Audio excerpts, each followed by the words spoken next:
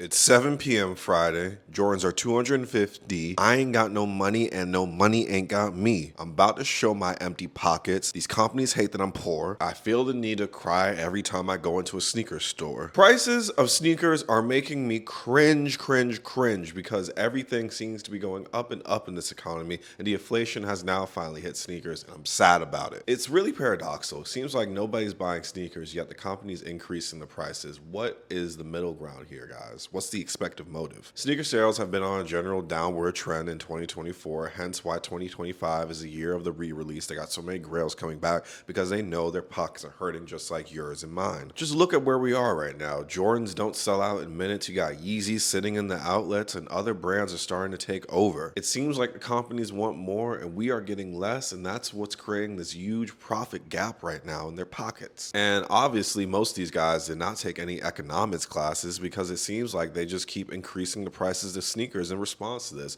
What type of sense does that make? Nike, come on now, $250 for a Jordan? You gotta be kidding me. What is the point of increasing the price of these sneakers if people cannot afford them right now? Inflation has seemed to hit everything, but people have their priorities. I need to put gas in my car. I need to feed myself. I don't have money to spend on sneakers right now. Maybe in the third quarter, things might change for Nike, but right now, things are not it. And it's evident that these ridiculous price hikes have cost these companies money. I remember when Jordans used to sell for like $180.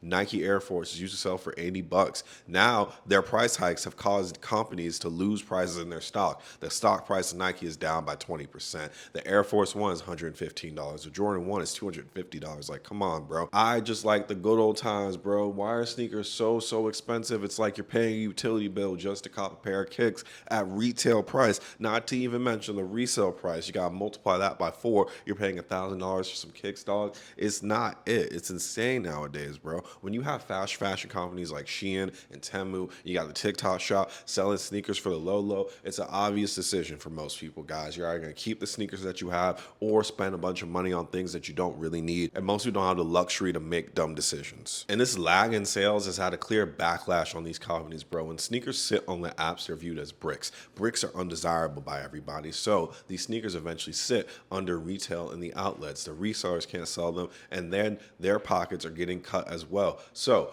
in order to really get people back and to get people buying sneakers, you guys have to realize your greed is pushing people out of the company and out of the product, bro. You can't keep wanting all this money from people. You're bleeding blood from a stone. The stone ain't got nothing to give, bro. And you know what? When you're the big dog, you feel like you can do whatever you want. Nike and Adidas have been on top for years. They really haven't had too much stiff competition. But nowadays in 2024, the competition is definitely stiff. Outside of the replica sneaker market, you have good, solid brands like New Balance, On Cloud, Hoka, who are not only selling sneakers for a lot cheaper, they're much easier to access and they're comfortable. They actually offer some type of innovation to their products, bro. They're doing something different. What is different about the Jordan 1? What has changed about that sneaker in the past couple of years, bro? Just the material that's made of, satin versus leather. Like, that's not going to affect the comfortability of the shoe. The whole point of what I'm trying to say is that people are paying more and getting less. Where are the benefits for me spending extra money on sneakers? Is there a warranty? Is there some type of price protection? Will I be guaranteed to get more sneakers in the future? Will I get exclusive discounts, some type of reward point system? Anything, dog. I'm begging you, anything, especially if I'm paying resale for something, dog. I'm spending $1,000. Just give me some type of coupon in the future. And yes, people are running towards other options very fast, very quickly. If you guys don't do something about these ridiculous prices,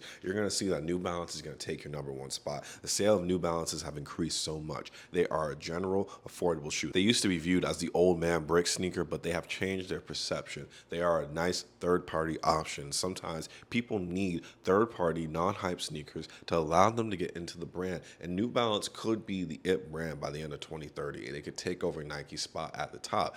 What they're doing is they're offering affordable sneakers, comfortable sneakers that are readily available. Nike hasn't been able to do this in years. They keep getting rid of their entry-level models, bro. Air Forces cost too much. Where are the Rochis? Where are the Huaraches? Why are foam posits so expensive? It seems like most generic sneakers that you can get from Nike are getting too pricey, bro. Air Maxes cost what? $150, $170? Where are the simple, $100 finds from Nike that are just cheap, affordable, and recognizable and comfortable as well. They're missing a lot of that. They're missing a lot of newness when it comes to that, and they need to do something. They need to rethink things. They can't keep increasing the prices of their sneakers and expecting people to stick with them just because it has a check mark on it. There are other great sneaker companies that offer the same thing that Nike does, but at a much lower cost. So I must ask, when did things get so greedy and so hungry? So I must ask the question of, when did we get so greedy, guys? When did sneakers mean so much as far as profit and pockets? Well, the problem is first us, the consumer. We always want what's new. There's so many new sneakers releasing every day that you get bored of things so quickly. You're always looking at what's coming out next, and you never really look at what's going on right now and trying to fix the glaring problems and what you're facing with right now. Every 3 days, a new sneaker will release, whether it's a Jordan 1, a Jordan 4, some old Air Maxes from the past, or maybe something new from New Balance. You're constantly looking around like a lost puppy trying to figure its way back home. But at the end of the day, we do have to take accountability because we are the people that determine what these companies do, and we keep feeding into these broken practices. And yes, if we buy Jordans at $250, it's going to give them a reason to keep selling Jordans at $250. After a certain point, we need to say no, and we need to stand on the business. Obviously, reselling is a faceless business. Everybody wants to be a reseller. All you need to do is go on an app, sell some shoes, and then boom, you don't even have to take pictures of them for most apps. All you have to do is just say you got the shoe, you ship it out to people brand new, and then bam, you make a quick little profit off of it. It's not cool. Honestly, at the end of the day, reselling has deeply affected this price hike in sneakers, because when sneakers sell out and they're able to make a quick buck, the companies also want to make a quick buck and try to add more money into their pockets. I don't know what's going on with that, but it's sad. It's human nature to want everything, especially in this fast fashion world.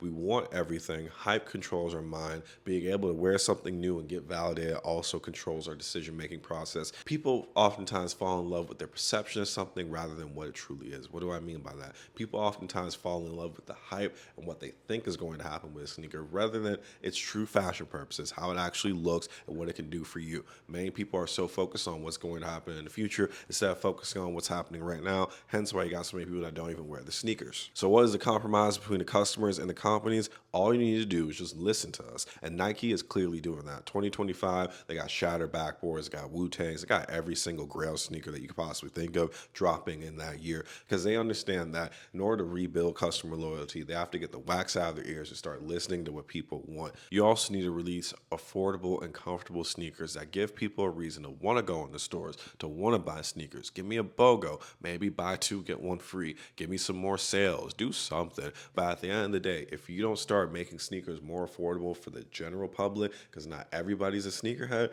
you're going to see that these companies are going to wash to the wayside by Shein and other good companies that have third-party options. These companies are going to get washed away by Shein and Temu and their quick, fast fashion sneakers, because at the end of the day, people don't care. They just want to look good for the Instagram pic. So you guys go ahead and decide, are the price hikes even worth it? Sneakers are getting more expensive as the year goes on, and I hope 2025 is like a red button reset, because at this point, it's either you wear what you got or you start making your own sneakers, and nobody wants to learn how to sew, so you know what we got to do. Let's go.